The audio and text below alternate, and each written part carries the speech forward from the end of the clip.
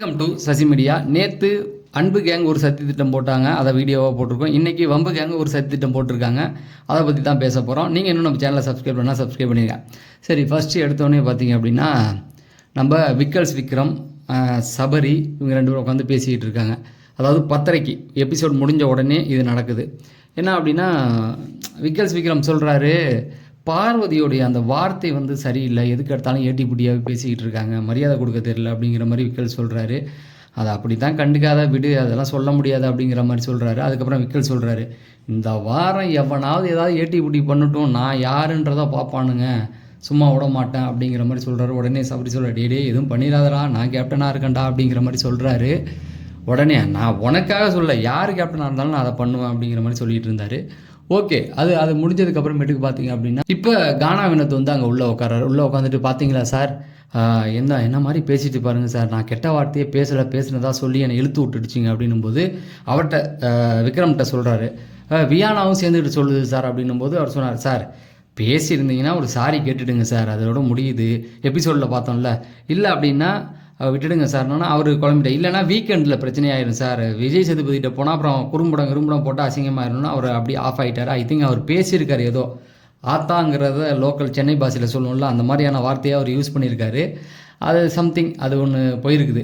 அதுக்கப்புறமேட்டு கனி வந்து உட்காந்து சொல்கிறாங்க, அதான் சார் அவங்க பேசக்கூடாது, நீங்கள் சொல்லக்கூடாது, ஆதாரத்தை எடுத்துகிட்டு சொல்லக்கூடாது, அவங்க ரெண்டு பேருமே காதில் வாங்கிட்டேன்னு சொல்லும்பொழுது நீங்கள் பேசலன்னு சொல்லுங்கள், பேசிட்டு பேசலாம்னு சொன்னால் பிரச்சனையே ஆயிடும் சார், அவங்கள பேசக்கூடாதுன்னு சொல்லக்கூடாதுன்னா அப்படியே அமைதியாகிட்டார். அதுக்கப்புறமேட்டுக்கு வந்து இவங்க போயிட்டாங்க.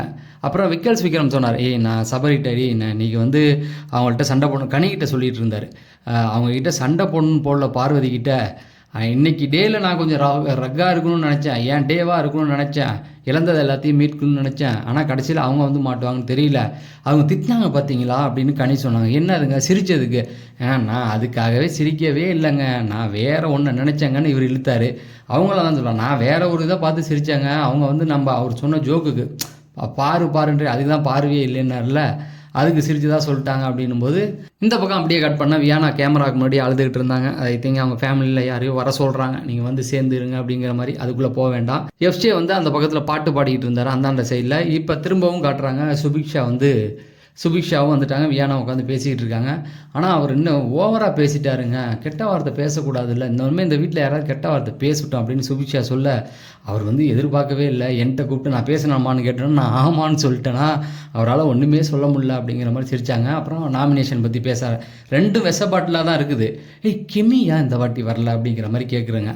நான் எதிர்பார்த்தேன் கெமி வரும்னு, இல்லை நம்ம வந்தனால நம்ம வெளியில் போகிறதுக்கு வாய்ப்பு இருக்குது அப்படிங்கிற மாதிரி சொல்கிறாங்க. வியானா சொல்கிறாங்க, உன்னையாவது வெளியில் தெரியும், என்னெல்லாம் சுத்தமாக தெரியாது, உனக்காவது ரசிகர்கள் இருப்பாங்க, எனக்கு இருக்க மாட்டாங்க, எனக்கு பயமாக இருக்குது அப்படிங்கிற மாதிரி சொன்னாங்க. ஆனால் இந்த வாட்டி இது கெமியெலாம் வராமல் இருந்து ரொம்ப தப்பாக இருக்குது எனக்கு அப்படிங்கிற மாதிரி சொல்லிகிட்டு இருந்தாங்க. அதுக்கப்புறமேட்டுக்கு வந்து எஃப்ஜே வரல அப்படிங்கிற மாதிரியும் அவங்க பேசிக்கிட்டு இருந்தாங்க. இந்த பக்கம் பார்த்தீங்கன்னா அன்பு கேங்கை வந்து எக்ஸ்போஸ் பண்ணிட்டாங்க இல்லையா, அன்பு கேங் வந்து இருக்குது அப்படிங்கிற மாதிரி, இருங்க அதை சொல்கிறேன் டீட்டெயிலாக. இப்போ அங்கே எஃப்ஜே உட்காந்து பாட்டு பாடிட்டு இருந்தான், திவ்யா உட்காந்துருக்காங்க, வாட்டர் மில்லன் இருக்காங்க, இப்போ பிரஜன் இருந்தார், இவங்கெல்லாம் உட்காந்து கேஷுவலாக பேசிக்கிட்டு இருந்தாங்க.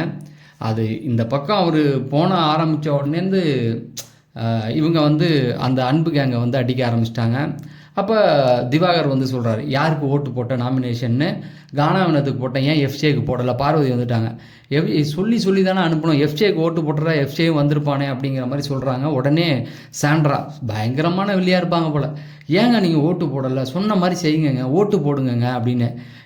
நான் அப்போ அவருக்கு வந்து இவங்க பிளான் போட்டதே தெரில, லைவில் வந்து இதை வீடியோவே போட்டிருக்கேன் நான், அதை இந்த வீடியோ எண்ட் கார்டில் கொடுக்குறேன். கிட்டத்தட்ட 2 மணி நேரமோ 1 மணி நேரமோ பிளான் போட்டாங்க, அதை வந்து 5 நிமிஷத்தில் தான் காமிச்சாங்க எபிசோடில்.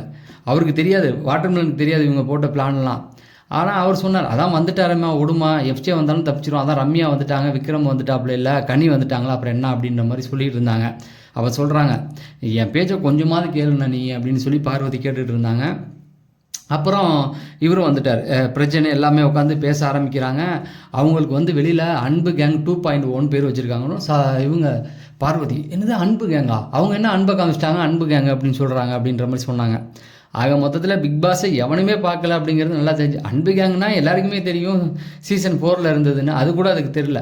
அதே போல் ஒரு ஆள் எத்தனை ஓட்டு வந்தால் வெளில போவாங்கன்னு இவர் கேட்குறாரு பிரஜன். இவர் தான் வந்து வெளியில் ஷோ பார்த்துட்டு வந்த ஆள் போல்.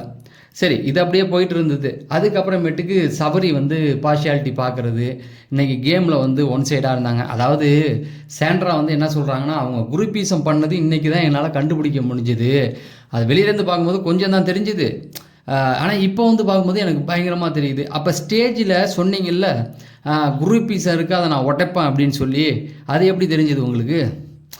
அவங்க சொல்கிறாங்க, அவங்க அதாவதுங்க சிம்பிளாக சொல்கிறேன், இதை முடிச்சுட்டு சொல்கிறேன் கேளுங்க. இதில் எல்லாமே என்னன்னா, அந்த அன்பு கேங்கை போட்டு எக்ஸ்போஸ் பண்ணுறது தான் அவங்களுக்கு வேலை. நாமினேஷனில் அவங்க எல்லாரையும் கொண்டு வரணும், அவங்க எல்லாரையும் வெளியில் அனுப்பணும், வெளியில் அனுப்பிட்டு நம்மளே கேப்டன் ஆகணும், நம்மளே அதிகாரத்தை எடுக்கணுங்கிறது தான் அவங்களுடைய எண்ணம். அதாவது இன்றைக்கி அவங்க டாஸ்க் வந்து ஒன் சைடாக விளையாண்டாங்க அப்படிங்கிற மாதிரி சொல்கிறாங்க. என்னை கேட்டால் 2 பேர் மேலேயும் தப்பு இருக்குங்க. நான் வந்து சபரி மேலேயும் தப்பு இருக்குது, பார்வதி மேலேயும் தப்பு இருக்குது. அதாவது ஷூவால் அவர் உதைச்சார் அப்படின்னாங்க. இப்போ என்ன கேட்டேன்னா, ஒன்று ஷூ போட்டு வான்னு சொன்னார், போட்டுட்டு வந்திருக்கணும் இவங்க. சரி, இவங்க போடலையா, அப்போ அவரும் கைட்டி இருக்கணும். அதுதான் என்னை பொறுத்த வரைக்கும் அந்த நியாயம். அதுக்கப்புறமேட்டுக்கு வந்து அவர் தள்ளி விட்டது, இவங்களும் தள்ளி விட்டாங்க, அவரும் தள்ளி விட்டார். விதியே 2 பேருமே மீறிக்கிட்டு இருந்தாங்க. சவரி மீறினாராங்கிறத விட அவங்களும் மீறினாங்க, இவங்களும் மீறினாங்க. சரி, இவங்க என்ன சொல்லிட்டாங்க, அது குரூப்பீசமாக தான் அவரை ஜெயிக்க வச்சாங்க, நீங்கள் இல்லைன்னா நீங்கள் தான் ஜெயிச்சிருக்கணும்னாங்க. அதுக்கு வாய்ப்பே இல்லை அப்படிங்கிறது தான். அப்போ பிரஜன் சொன்னார், ஆம்பளையாக இருந்தால் அவன் தள்ளி விட்டுருப்பானா, பொம்பளைன்றதுனால தள்ளி விட்டான்னு.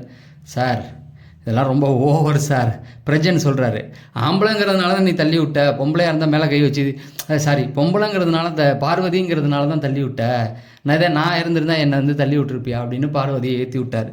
சரி, இது வந்து தொடர்ந்து நிற்காமல் போச்சு. என்னென்னா, வழக்கமாக பேசுகிறது சாப்பாட்டில் வந்து பார்ஷியாலிட்டி பார்க்குறாங்க, அவங்க குரூப்பீசம் பண்ணுறாங்க அப்படிங்கிறத ஒன்று ஒன்றா பேசிகிட்டு இருந்தாங்க. அது இன்னும் முடியல, தொடர்ந்துக்கிட்டே இருக்குது.